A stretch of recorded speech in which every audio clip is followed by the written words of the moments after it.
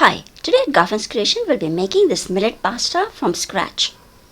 We will be first making this finger millet ragi pasta and then making two types of pasta dishes. The recipe is mentioned in the description box below, so let's get started. To make the ragi pasta, I have taken 3/4 cup of water and added half a teaspoon of salt. This is the ragi flour that I'll be using. It's organic and I'll be using 1 cup of this ragi atta. So once the water starts boiling, we need to add 1 cup of ragi flour into it and mix it well. Keep the flame on slow now and just mix it till it is well combined. You can then switch off the flame and we need to cover this and keep it for at least 10 minutes. With the extra steam, it will still keep on cooking, so it's easier to knead later. Now after 10 minutes, the mix is still warm, but we need to make a dough out of it. So we'll just start kneading this into a dough.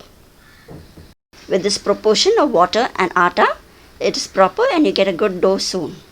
If you feel it is too dry, you can just sprinkle some water and knead it. Now once the dough is come together, I'll just put it on the tabletop and knead it a little more.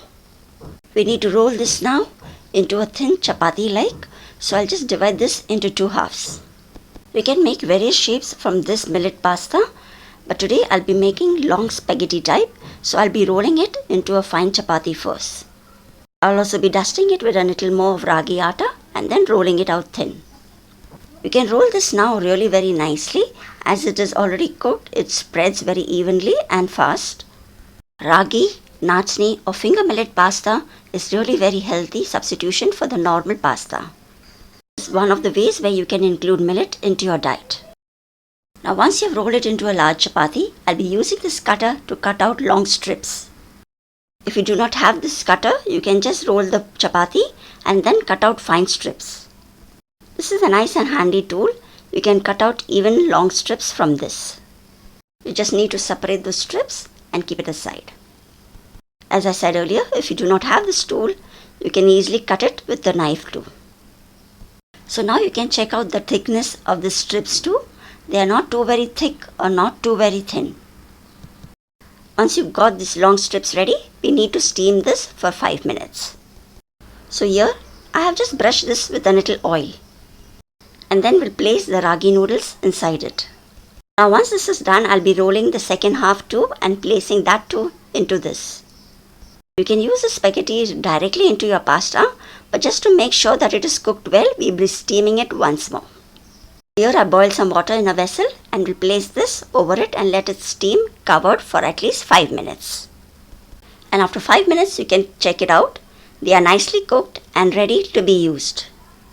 Now once this is done, I'll be just spraying a little oil over them so that they do not stick and they remain fresh for a longer time. This is completely optional and you can avoid this step. Now so this is our base ragi pasta which is ready to be used in whichever gravy you prefer. First we'll be making the red tomato gravy. So for the first sauce, I've just added some oil in a pan. When the oil is hot, I've just added finely chopped garlic. Fry the garlic for a few seconds and then add finely chopped white spring onion. This is just 1 large spring onion that I've taken and finely chopped. Saute these two for a few seconds till the onions are nice and soft. Once the onions are soft, I'll be adding 2 tomatoes. These 2 tomatoes have been chopped in a chopper, so that's why it's so fine. You can also blend it in a mixie jar or even cut it finely. I'll also be adding salt into this and mixing it, and then we need to cover this and cook the tomatoes till it's nice and mushy.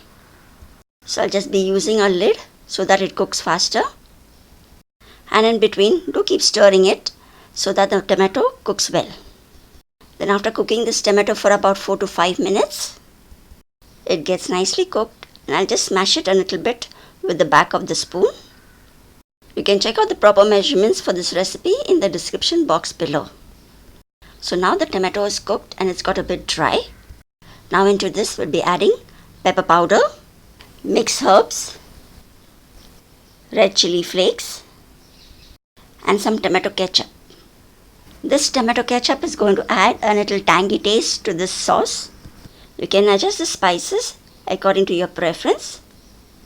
Now give this all a nice mix, and now into this we'll also be adding some water into it. We will be making a nice sauce type so that it coats the pasta well. I've just added a quarter cup of water and we'll mix this and cook all the spices for just a minute. So just adjust the water till you get a nice gravy that is enough to coat the pasta. Once that is done, I'll also be adding a pinch of sugar just to balance all the flavors. Give that a mix, and now we'll be adding our cooked ragi pasta. As this pasta is already cooked, we do not have to cook this too much. Just mix it with the gravy and just let it cook for just a minute. So here I have used half the quantity of the pasta. Just toss it a little in the gravy and then just garnish it with some green onion leaves. So our ragi pasta in red sauce is ready to be served. Now let's make the second pasta recipe, which is in white sauce. I heated a pan and added 1 tablespoon of butter into it. Once the butter is melted, just add 1 spring onion, which is finely chopped, and just mix it for a few seconds. Next into this we'll be adding finely chopped garlic. This is about 1 teaspoon. You can also add garlic paste into this. Give this a nice mix now. And once the onion and the garlic is a little bit soft, into this we'll be adding 1 tablespoon of oats powder. I have just ground the oats in the mixie grinder and taken 1 tablespoon. You can also use Maida in place of oats. Let this get roasted a little bit, and then we'll be adding milk into it. So I've taken half a cup of milk and just add that gradually. Lower the flame and keep adding it and keep mixing it so that it doesn't form a lump. Oats powder is a healthy option as compared to Maida. So you can add this if you want to make this pasta really very healthy. Now along with the milk, I'll also be adding quarter cup of water. In place of water, you can add extra milk too. Give that a nice mix and keep stirring this continuously as the gravy starts thickening up. Depending on the thickness of the gravy that you require, you can adjust the water and the milk quantity here. Now the sauce has got nice and thick. I'll be adding salt, pepper powder, and mixed herbs once more. If you do not have mixed herbs, you can add oregano as well. Give that all a nice mix, and now to make this even more tastier, I'll be adding chicken ham. I've just chopped 2 slices of ham and just add it into the sauce and mix it a little. As you keep stirring, and if the sauce thickens up, you can adjust it by adding a little more water or milk. We need a nice sauce so that the pasta coats well. You can also add cheese into this sauce to make it even more tastier. But this itself is even more tastier and you will not miss the cheese in it. Now once that is done, we'll be adding the ragi pasta into it. Just stir that in gently. And lastly, garnish it with some green onion leaves. So here is the 2 healthy option how to include ragi pasta into your diet and make these delicious dishes without compromising on your health.